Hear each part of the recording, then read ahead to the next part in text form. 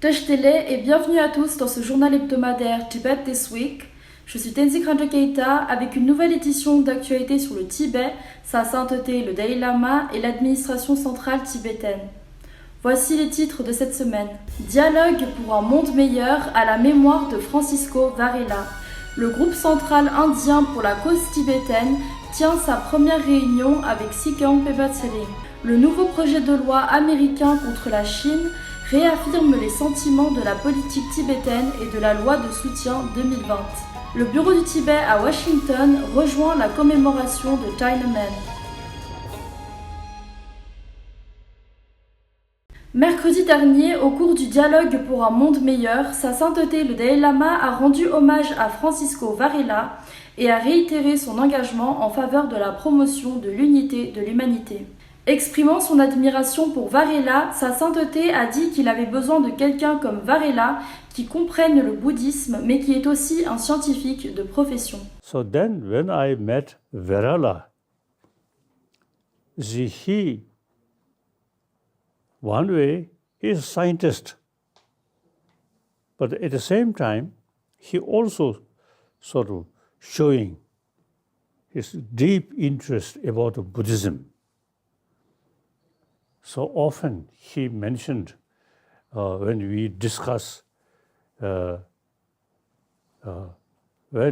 a subject about Buddhism, then he say, now I have the Buddhist cap, then say something about Buddhism, Buddhist philosophy. Then he say, now cap of scientist. Yes. Then he mentioned about science.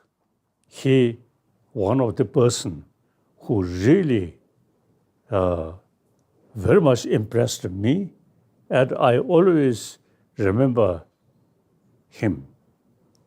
So this picture always in my room, I always keep this picture.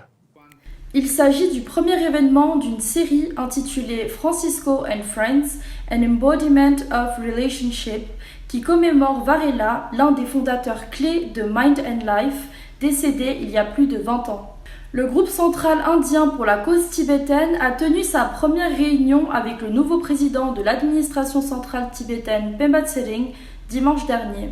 Au cours de la réunion, le président Pemba Tsering a été informé des fonctions du groupe central et une discussion a eu lieu sur les résultats escomptés, les domaines de progrès et l'orientation des activités à venir.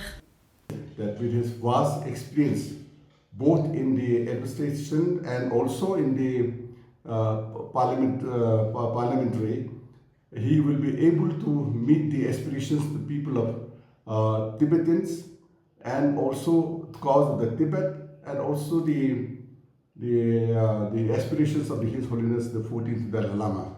Suite à sa rencontre avec les commissaires suprêmes de la justice de l'administration centrale tibétaine la semaine dernière, Sikang Pemba Tsering a également rencontré les responsables de différentes autorités de l'administration en exil, ainsi que les médias et les principales ONG tibétaines. Lors des réunions, Sikang a parlé du renforcement des relations internes en s'adressant à toutes les sections de la politique en exil.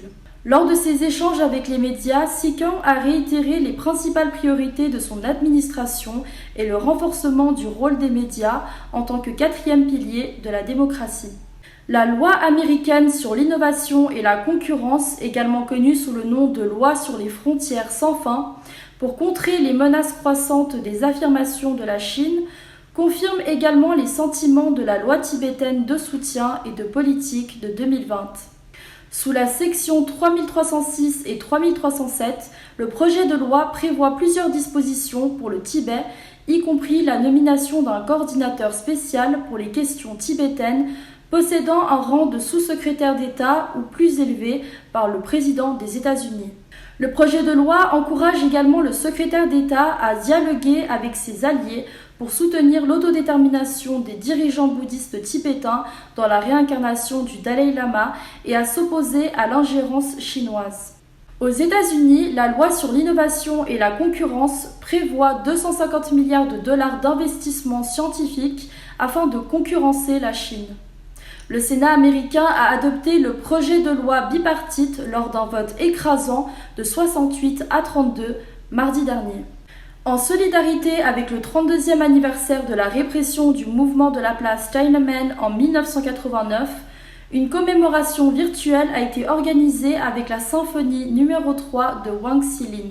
Le représentant Ngodup Tsering du bureau du Tibet à Washington a fait remarquer que sa sainteté le Dalai Lama a ouvertement critiqué les dirigeants chinois pour avoir utilisé la force alors que c'était durant un moment critique du dialogue sino-tibétain.